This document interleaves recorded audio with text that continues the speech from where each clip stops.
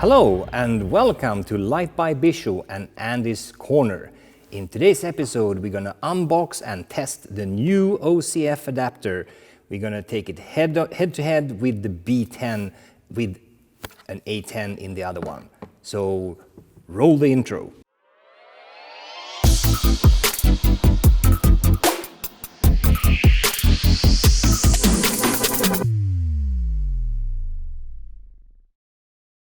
So, this little baby, we actually had the opportunity to take it on a proper field test. We went to the beautiful island called Gotland outside of the east coast of Sweden, and we did a launch video for the actual product. And we did shoot indoors and outdoors with this one, so I feel that we've had a lot of practical use with it, but I also wanted to take it inside into the studio in a controlled environment and really test, does it work and how good is it? So let's take a look and unbox this little one. First of all, if you look at the image here, it's actually a picture that David has taken, and I was filming this when he created this product portrait. So if you want to see a step-by-step how David takes a product portrait, go over to Light by Bisho, and in behind the scenes there's a video showing with the time lapse and also where we stop the time lapse and walk through exactly how he took this image. But let's open this one. There's a nice little bag in there where you can keep your adapter, and here it is. The thing that at least I have been waiting for so long, and so I can use softboxes with any of the A-series flashes. Right now here I have an A10, and it works with the A1X and also with the A1. And how do you use it then? Well, it's fairly easy. You take the flash and you twist down the head and then put it like this, and then you secure it over here. That's really the best way to make sure that it's all stuck.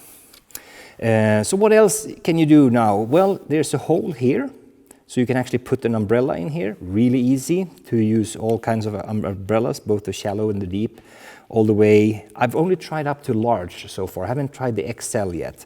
But this part here is the same thing, stand adapter that you have for the B10. So you can use all the good things. And then here on this ring, this is where you actually put the soft boxes or the reflectors, etc. So this is really, really nice. And we have done some testing, or I have done some testing. I've measured it inside and out, all different kinds of numbers. So I'm going to show you on the test areas. And before we jump over to the test area where I can show you exactly how and what I did test, let me walk you through how I actually did conduct the test. Camera settings, I used a Canon 1DX Mark II. I had a 24mm lens on it. ISO was 100. Shutter speed at 1/200th of a second. And aperture was mostly at f6.3. You'll see when I get to the numbers, but f6.3 is key. I also used this guy here, my Sekonic Lightmaster Pro L478D, to measure everything. I had the lights about 1.5 meters away, which is about 5 feet away from the wall, and I had them about the same height, 1.5 meters or 5 feet above the floor, to the center of the light source. And then I measured the center wall, and I also then measured when I lost one f-stop to see kind of how wide the light beam is. And then I measured the 4 spots on the softbox. But let's take a practical look on the exactly how and what I did over in my little test area in this studio. Come with me. So here we are in the test area. This is where I tested, first of all, at the center point. I measured, boom, the readings, and then make sure I got f6.3 or the highest. And then I moved the light meter out, and I checked where do I lose one f-stop. If it's at 25 centimeters, 75, or 110, etc. So I can measure exactly how quickly it falls off. And then after that, I measured in the softbox. I put the light meter right by the softbox to measure how much output I get in at the center, at the short side, in the corner, and the long side.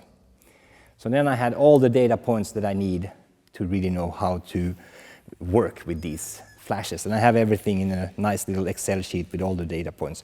Of course, the numbers can differ if you do these tests depending on what angle you hold the light meter and exactly what angle and what distance you have the different softboxes. I try to make sure that this is 1.5 meters up and the actual light source is 1.5 meters away from the wall. So, and I try to keep it the same. So even if the numbers might be different that you get, but the proportions between, or the relevance between the numbers will be the same. So you see how much you will still lose one f-stop at a certain number. So it's just trying to be as consequent as possible. So that's how I measured it. Let's go over and take a look at the results. Because I also, one more thing. I actually took a picture of the light pattern that comes out, boom, on the wall. So I can see how it looks like and how the light spreads, how's the gradient from light to dark, and which is good to know when you're feathering, for example. So let's take a look at those images over in my corner again. So that was the test area, and now you saw kind of the methodology that I used. Let's take a look at the results. Here on this image here, you see the bare heads, both on the one side you see the A10 and the other one you see the B10. And I put the A10 at power level 10, and that gave me an F14 read from the light meter. And I lost one f-stop after about 1 meter, 100 centimeters. So that would be a yard or maybe 2 feet plus or so. And so that's a pretty good light spread. And I also tried all these tests with the A10, zoomed in, zoomed out, with the dome, without the dome, etc. And clearly, zoomed out is the key. That's what you do. Then you have the best light pattern, as you can see, very smooth transition, and everything looks really good in the light pattern. And in order for the B10 to come to the same level, I had to take it down to 9.7. And that means I would get a read of F14 on the B10 as well. Now you say, what do you mean 9.7? That's very little. But compared to the A10, A10 is only 76 watt-seconds and the B10 is 250. Well, this is where the fun part starts. You have actually a very, very narrow light beam on the A-series flashes, so you get a lot of light exactly in the middle. But that's not the whole truth, which you will see soon as we move over to the soft boxes. But at 9.7, I got F14 with the B10 and an extra 10 centimeters, so that's about 3 more inches before I lost one f-stop. And now let's take a look at how did it behave with an OCF 2x3 softbox.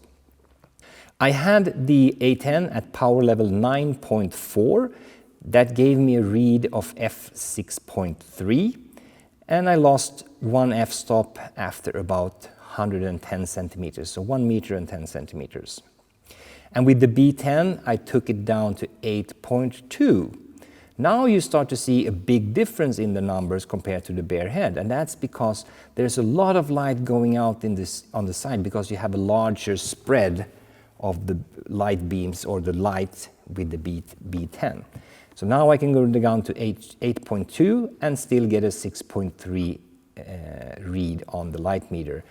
And actually, I'm seeing exactly the same light spread, so I'm losing one f-stop at 110 centimeters as well with the B10. And if we then look at the 1x3, OCF 1x3 softbox, the strip box, I had the A10 at power level 9.6, and that gave me a read of F6.3. and I lost one f-stop at about 90 centimeters.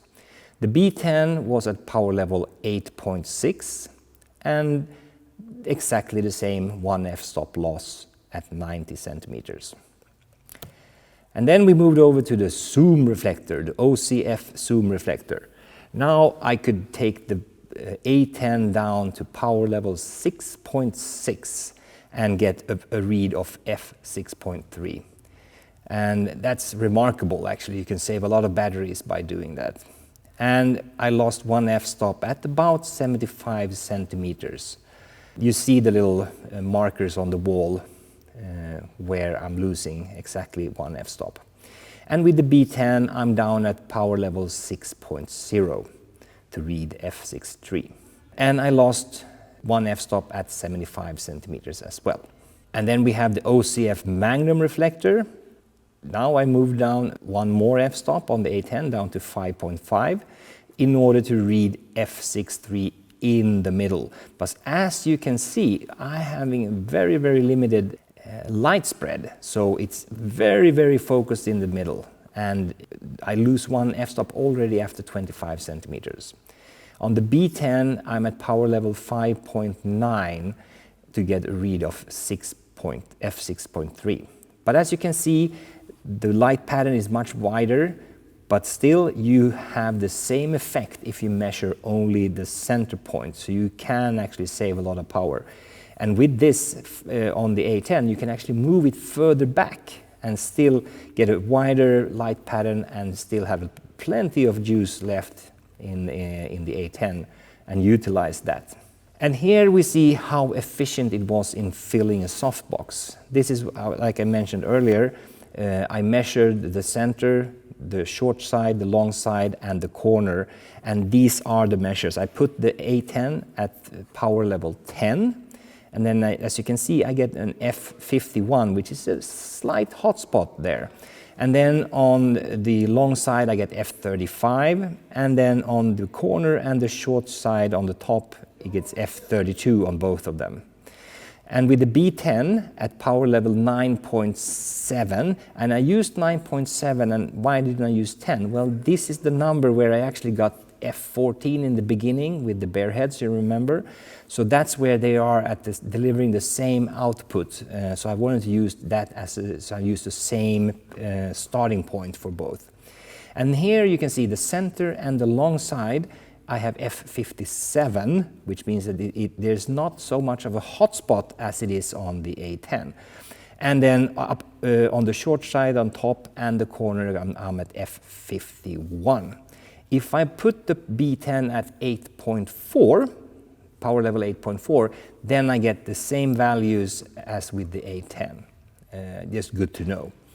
And here is the reason why there's a lot more light in the B10, and that's actually all gathered in the softbox and put out. So now you really see the difference between the A10 and the B10 when you're going to fill the softbox. So some insights or conclusions with regards to this test. The A10 with the OCF adapter and the softbox gives a very, very similar light qualities as the B10 with the same softbox. And the A10 should always be zoomed out for the best results. You have a slight hotspot with the A10 in a softbox, and the -1 f-stop distance is the same except when you're using the OCF Magnum. That's the only one where it actually differs.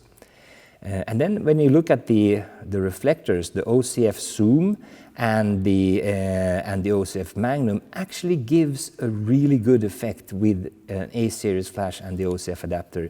With the OCF Zoom, you actually gain 1 f-stop, and with the Magnum you gain 2 f-stops, which means that you can actually lower the power and save batteries. You increase the battery time. So, does it work? Well, here are 2 pictures. I'm using the OCF 2x3 softbox, and I took a picture of our dear friend Ken, one with the A10 and one with the B10. As you can see, they are very, very similar. There's hardly any difference at all between these 2 images.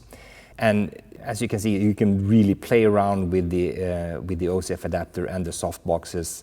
you can take this soft light with you anywhere you go, and it's really, really, really smooth.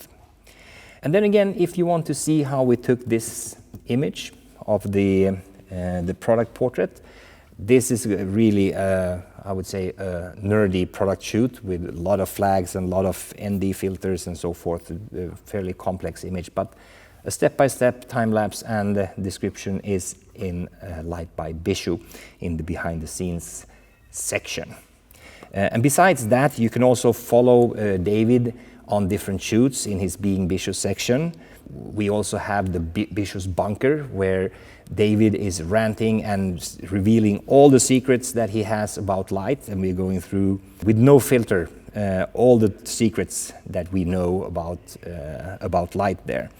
We're also dissecting images in the BTS section, where we take different images we've taken in the past and we break down exactly how we take them, how we were lighting and how we were thinking, etc. And then if we then look at the Softbox, which is similar to the Academy Lives we did on Profoto's Facebook earlier, they are now back on lightbybishu.com, and we will record, of course, new ones. Some will be live, some will be recorded, but we have also taken and cleaned up some old episodes that we felt were really good, but we took away almost half of the content where we are saying hi to different countries and where we are maybe blabbering or doing the David and Anders thing. Sometimes we lose track and we focus on something else. So these are really condensed and a lot easier. And then of course you have my little corner, Andy's corner, where I am a little bit more technical. I talk a little bit more about products and other matters that I do enjoy talking about. And then we have the best part, I would say, is the forum. We have a community there where we discuss lighting, modifiers, and all things around light. And already now there are several really good discussions in there, many good contributors, and of course David and myself, we were very active in that forum as well. So all this for the cost of one good cup of coffee per month. That's it. So it's really price worthy. So I hope to see you over there at lightbybishu.com. With that, I'll thank for myself, and I hope you enjoyed this little unboxing and testing of the OCF adapter. Until next time. Oh, and this time actually think inside the softbox. Bye.